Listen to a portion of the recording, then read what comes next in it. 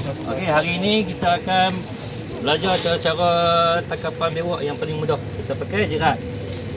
Okey, kalau jerat ni simple, benda dah ada depan kita ni. Ini adalah jerat bewak.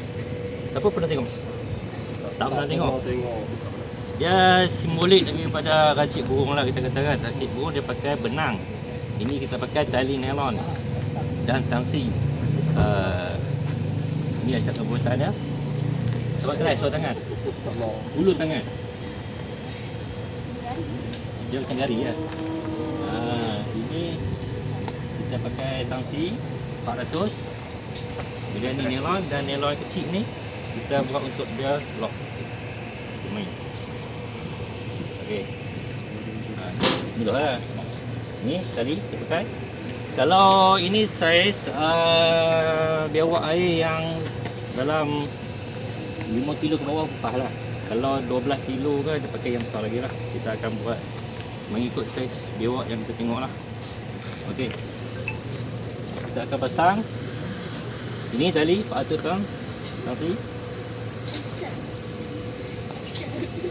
Okey, kita memerlukan selalunya kita akan cari tempat yang bawah pokok, tempat dia teduh. Sebab bewak ni dia akan keluar pada pagi dan petang. Bila kita pasang jerat ni, kita make sure kita kena tengok dalam 4 jam sekali.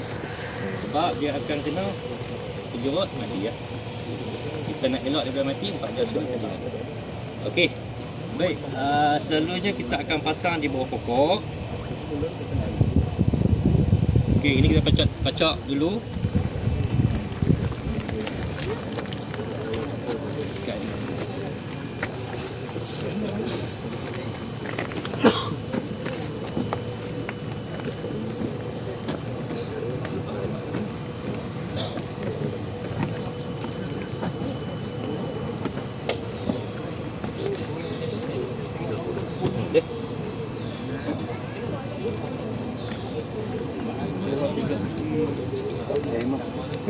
Dia kita tengok.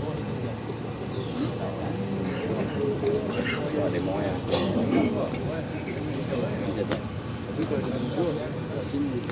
Bila pasti tengok lagi gerik.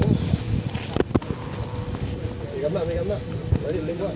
Okey, biasanya bila kita pasang kita buat bentuk V. Kalau nak pasang 3 pun boleh. Ini satu kan. Tapi kita minimumkan jerat. Kita cari bawah pokok yang ada ranting macam ni lah, macam dahan yang lintang. Kita akan gantung umpan di tengah. Sebab apa kita gantung umpan di tengah? Dia akan cuba capai. Dia akan cuba capai. Okey, biawak kalau dia datang, dia tak akan lompat makan macam anjing. Dia akan datang, ekor dia akan bidah, akan ni, libas ni. Dia akan libas, dalam masa dia meronta tu dia akan sangkut.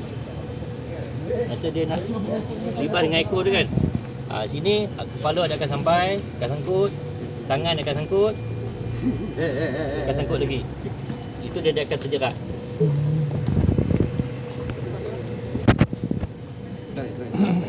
Ini tu yang kita kata 4 jam sekali kita akan tengok tu, sebab dia akan terjerut.